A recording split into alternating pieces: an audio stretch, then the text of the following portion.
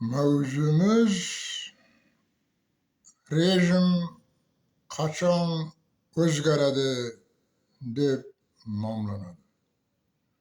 12-iyun 2026-yil.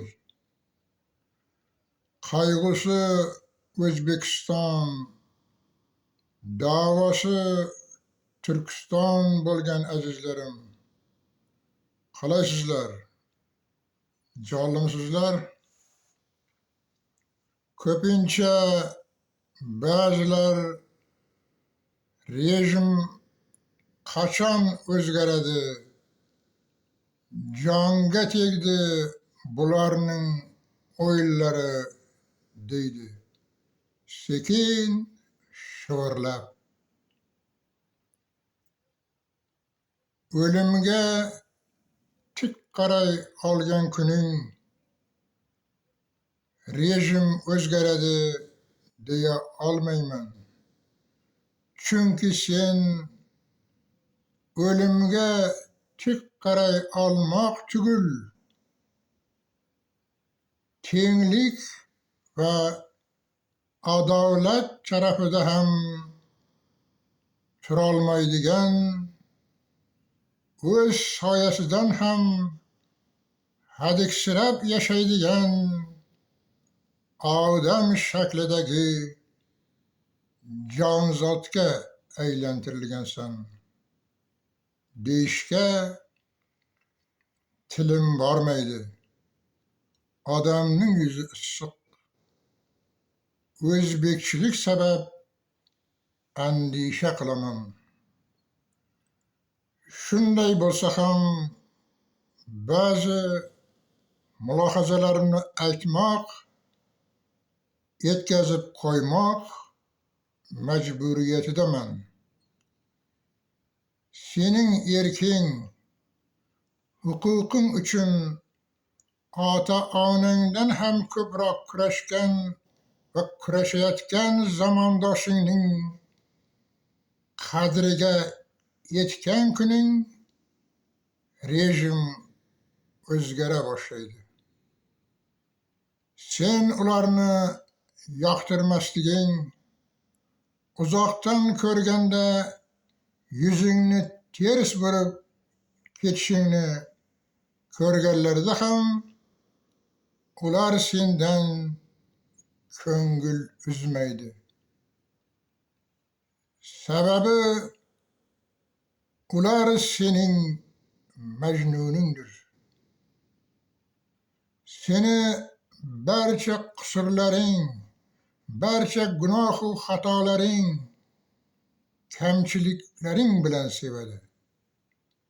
Seni va farzandlaringni 20-30 yildan keyin keladigan balolardan saqlab qolish uchun kurashmoqda. Seni oqib kelayotgan toshqindan, seldan ogohlantiryapti. Sen esa g'arazning emchagini yemganlar bilan qo'shilib, uni yomon otliq qilishga hissa qo'shasan.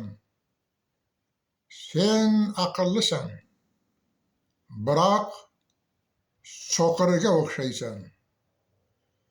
Ko'p narsalarni ko'rganday bo'lasan-u, lekin aslini ko'rolmaysan.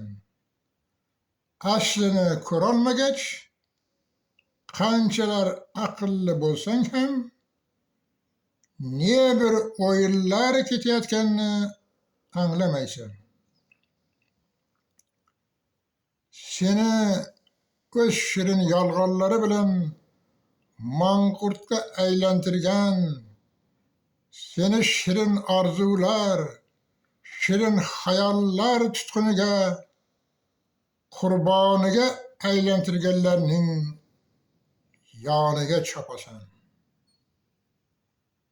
Maktabga bergan farzandlaringning 10 yillik umri havoga uchmasin deb ta'limda sifat o'zgarishlarini talab qilmoqda. Ertaga o'zingday mardikor bo'lib qolmasin, ishsiz sang'ib yurmasin, doimiy ish o'rinlari va yetarli miqdorda, eng kamida $1000 ish haqi berilsin demoqda.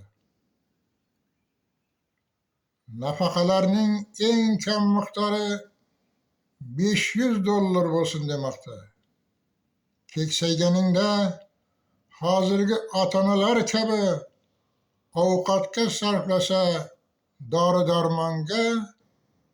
dori-darmonga sarflasa, ovqatga yetmay ezilib o'tirmasin, bevaqt hayotdan ko'z yummasin demoqdalar. Agar ular ham faqat o'zlari uchun yashaganlarida edi, sendan yaxshiroq, sendan badaviroq yashagan bo'lardilar. Rejim qachon o'zgaradi deysan, shivirlab. Ovozingni sal ko'tarib gapirgin, jigarim. Davlat nomidan ish ko'ruvchi, qulog'i og'ir mulozimlar ham ovozingni eshitsin va javob bersin. Rejim qachon o'zgarishini aytaymi? Bo'lmasa quloq tut. Ko'rmagan ko'zlar ko'ra boshlagan, tuymagan ko'ngillar tuya boshlagan, anglamagan shuurlar anglay boshlagan, milliy davlatchilik zehniyati shakllanib, vijdonlar bir kerishib uyg'ongan kundan rejim o'zgara boshlaydi. Qo'rquvning qizil chizig'ini bosib o'tgan kuningdan rejim o'zgara boshlaydi. Qo'rquvni qo'rqitgan o'g'lonlar harakatga kelgan kundan rejim o'zgara boshlaydi. Timsohning og'zida turib, timsohga qarshi maydon o'qigan kuningdan rejim o'zgara boshlaydi. Boshlar ketsa ham, boshlar egilmaydigan darajaga yetganda rejim o'zgara boshlaydi. To'rtlik.